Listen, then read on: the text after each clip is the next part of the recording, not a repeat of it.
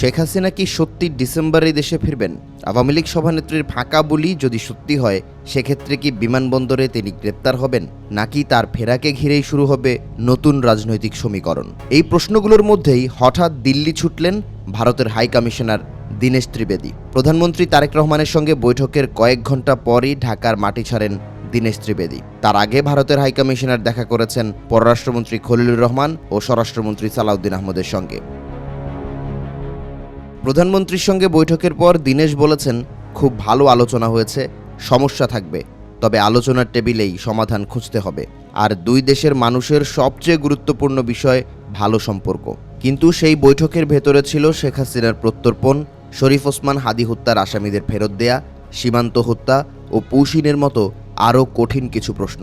অর্থাৎ সম্পর্ক স্বাভাবিক করার ক্ষেত্রে ঢাকার এই চারটি দাবির বিষয়ে দিল্লিকে নিজেদের অবস্থান স্পষ্ট করতে হবে।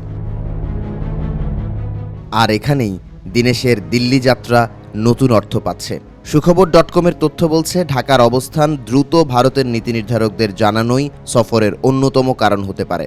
বিশেষ করে শেখ হাসিনার প্রত্যর্পণ নিয়ে ঢাকার চাপ যে স্পষ্ট, সেটি সরকারি বিবৃতিতেই উঠে এসেছে। তাহলে চাপ কাটাতে শেখ হাসিনাকে কি সত্যিই ফিরিয়ে দিচ্ছে ভারত? এখনও এমন সিদ্ধান্তের পক্ষে কোনো প্রমাণ নেই, বরং দিল্লি বলছে প্রত্যর্পণের অনুরোধে আইনগত প্রক্রিয়া দেখা হচ্ছে।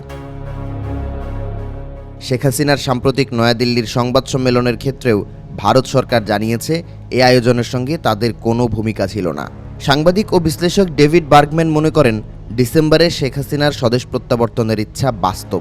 দেশে ফিরলে আওয়ামী লীগ আবার রাজনৈতিকভাবে প্রাসঙ্গিক হয়ে উঠতে পারে, তৈরি হতে পারে নতুন রাজনৈতিক সমীকরণও। অন্যদিকে মাইকেল কুগেলম্যান দেখছেন তিনটি সম্ভাবনা: বর্তমান রাজনৈতিক পরিবেশকে তুলনামূলক অনুকূল মনে করা, দেশে ফিরে আইনি লড়াই করা, অথবা রাজনীতি থেকে সরে গিয়ে নিজের দেশে ফিরে জীবন কাটানো।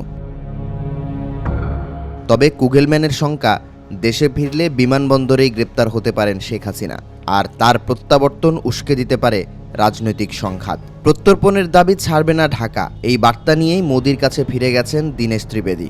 বিপরীতে আইনগত প্রক্রিয়াকে ঢাল বানিয়ে সময় ক্ষেপণ করা চালিয়ে যাবে দিল্লি। ফলে শেখ হাসিনার স্বেচ্ছায় দেশে ফেরা না ফেরার উপর নির্ভর করবে দুই দেশের সম্পর্কের পরবর্তী অধ্যায়।